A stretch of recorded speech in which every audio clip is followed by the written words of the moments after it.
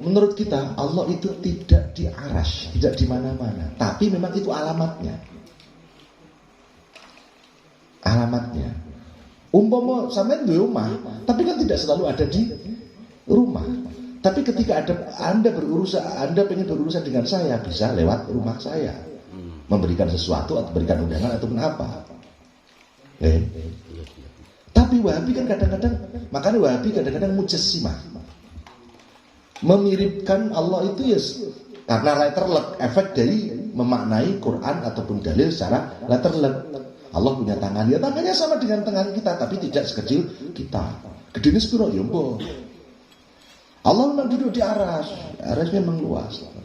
Tapi menurut kita ada di mana-mana. Tapi sing jenenge aras, singgasana itu hanya sebatas alamatnya. Alamatnya. Wonten seorang raja, orang mungkin lungguh terus teng singgasanane. Apa nek ana singgasana terus ora dadi raja? Ya tetap raja. Cuman ketika hal-hal yang spesial ataupun hal yang resmi baru duduk di singgasana. Itu pembahasan pertama. Bahwa Allah sering dibahasakan di atas. Di atas sana. Langit tingkat di atas 7. Sidratil Muntaha. Apa terus medun? Nah, menurut kita Allah ada di mana-mana. Nah, ada di mana-mana itu ketika tadi ada hadis qudsi. Lah wong langit bumi apalagi ketika Allah mengijawantahkan di langit dan bumi tidak muat. Lah wong baru simbolnya baru sinar ataupun apalah, cahayanya tidak hanya sinar, apa ya? Apa boleh wong apa? Tasawuf membahasakan itu. Itu aja bumi hancur. Ketika Nabi Musa, ya Allah, mau ya saya sekali-kali dikasih kesempatan untuk melihat engkau secara video call. Enggak langsung berhadapan-hadapan. Derita para Nabi Musa. Padahal itu kan dimulai dari sebetulnya Bani Israel itu aneh-aneh. Bareng mangane nak ngene kudu masak. Pengine mana salwa. Sing ora masak lho Nabi Musa. Jejal dungane sampean mati ora. Akhirnya ono mana salwa. Sumber makanan yang tidak harus masak, tidak harus memproses. Bareng ngono bosen nek. Mbok yo anu lho Gus. Anu ora mana salwa. Napa? Golek sing ana kraine, ana wabah soliha. Krai niku akhirnya diperintah kalau yos Bani Israel kowe metu nunggone tanah Mesir. Engko tanah sing kowe iso pertanian. Jadi ketika nunggone tanah sing gersang ora iso tandur, tapi Bani Israel dimuliakan dengan makanan yang tanpa proses. Nunggone apa ndelalah ono madu apa lah makanan sejenis itu. Mana salwa, bubur mana atau semacam madu dan burung salwa. Wis rasa masak wis ketika burung itu mati mateng apa piye ngoten. Iku Bani Israel era zaman Nabi Musa. Termasuk juga njaluk kepengin roh Gusti Allah. Sebab Nabi Musa sendiri juga dalam satu kesempatan juga kepengin roh ngoten. Akhirnya kowe ora iso weruh aku Musa. Delok gunung iku. Aku tak pengen mengijawantah di situ. Akan saya beri pancaran zatku. Baru pancarannya saja bumi meledos. Apa? Gunung meledos. Nah karena itu sebagian diyakini bahwa gak mungkin Gusti Kanjeng Nabi itu ketika Isra Mi'raj berhadapan langsung dengan Allah dohirun jasad dan waruhan. Bahkan Siti Aisyah sendiri mengatakan pendapatnya tidak, dan hanya ruh saja. Tapi menurut sebagian ulama, sebagian sahabat, ruhan wa jasad, dan bahwa Nabi benar-benar berhadapan dengan Allah secara fisik. Bumi langit tidak muat, tapi hatinya muat. Karena hati itu memang konsep yang tidak fisik. Ketika mengatakan hati, itu pemikiran. Hati itu kan bercampur aduk dengan konsep pikiran. Pikiran hati. Ngapalnya itu nganggo pikiran apa nganggo hati? Memahami nganggo pikiran. Tapi nak ngadai kan sering hati.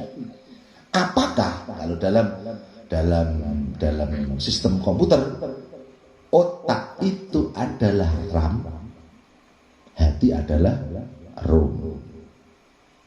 Otak adalah RAM, hati adalah ROM. Dan kemampuan seseorang terhadap kecerdasan itu disebut prosesor. Jadi umpama kita sebagai manusia gegeringan iki prosesornya tingkat piro. Terus RAM-nya berapa? ROM-nya berapa? Dan RAM itu bisa ditingkatkan toh? ROM juga bisa ditingkatkan. Bahkan prosesor aja bisa diganti untuk seri-seri tertentu. Makanya ono wong asale gede kaya Al-Asqalani, Ibnu Hajar Al-Asqalani sing gersani kok cara Nasdaria dipun niku belajar di waktu kecil bagi mengukir di atas kain, di atas batu. Belajar setelah dewasa bagi mengukir di atas air. Apa kualik gitu. Jadi belajar ketika dewasa seperti mengukir di atas air. Lalina. Tapi nyatane Ibnu Hajar Al-Asqalani termasuk komentator hadis Bukhari yang paling spesial. Sampai pertama kali yang paling populer hadis hukum, pengelompokan hadis hukum itu karangan Ibnu Hajar Al-Asqalani. Kitab apa? Bulughul Maram. Jadi kitab hadis berdasarkan hukum-hukum fikih. Tidak banyak kitab hadis yang seperti itu. Lah, memuat tadi masalah memuat. Wa nahnu aqrabu ilaihi min hablil warid. Allah ini lebih dekat kepada manusia dari hablil warid, dari urat nadi bagian ini. Makanya urat nadi bagian ini di dalam tafsir hablil warid itu bagian sini. Makanya nadi bisa diketahui paling mudah, paling jelas nek ana wong mati apa urip. Mriki. Tapi ini juga bisa. Karena yang paling jelas, makanya itu yang dipilih oleh para dokter untuk mengetahui detak nadi di dalam itu di sini atau ini. Min hablil warid sini. Cuman ada konsep setan iku waktu proses assembling manusia di surga. Itu kan sempat penasaran.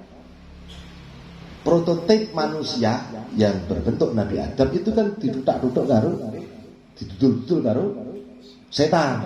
Wah, akhirnya bolong teng udel niki. Udel. Makanya pintu masuknya setan itu suka udel terus muter-muter sampai mengenali semua jaringan tubuh yang ada manusia. Nah, Allah sebagai pencipta sangat paham terhadap fisik kita. Tapi setan juga paham karena dia mempelajari sebelum proses manusia itu ada ruhnya. Deloki kabeh mubang-mubang dikenali. Makanya secara anatomi setan sangat paham dengan manusia. Jadi pinter cara nggudoni. Tapi tetap kalah pinter kali Gusti Allah sing menciptakan. Cara Gus Baha, kowe njalukmu kan nggodho menungso dari 4 arah. Depan belakang, kanan, kiri. Yang tidak kau minta untuk membuat kesepakatan atas karo bawah. Makanya aku akan menunjukkan manusia itu dengan lewat atas dan bawah. Setan kelewatan. Makanya hati kita mampu memuat itu, maka nanti akan ada konsep wihdatus syuhud dan wihdatul wujud. Anda sebesar itu, sakit sebesar ini, tapi dalam proyeksi pemikiran Anda kan bisa masuk di dalam otak Anda. Makanya bisa menerangkan sakit atau si A itu telinganya begini, kulitnya begini, hanya begini. Itu seperti masukkan. Sama dengan ketika kita melihat bumi dalam global ataupun apa, itu kan masuk dalam pemikiran kita. Semuanya menjadi kecil. Sebab apa? Proyeksi ketika hal yang besar dilihat dari jauh bisa kita masukkan. Seperti teropong, konsep teropong cembung itu bisa masuk. Makanya ada konsep wihdatus syuhud, wihdatul wujud. Nah, menurut konsep Ahlussunnah wal Jamaah, wihdatus syuhud cukup. Wali songo wihdatus syuhud. menyatu, selalu merasa menyaksikan Allah. Makanya ihsan.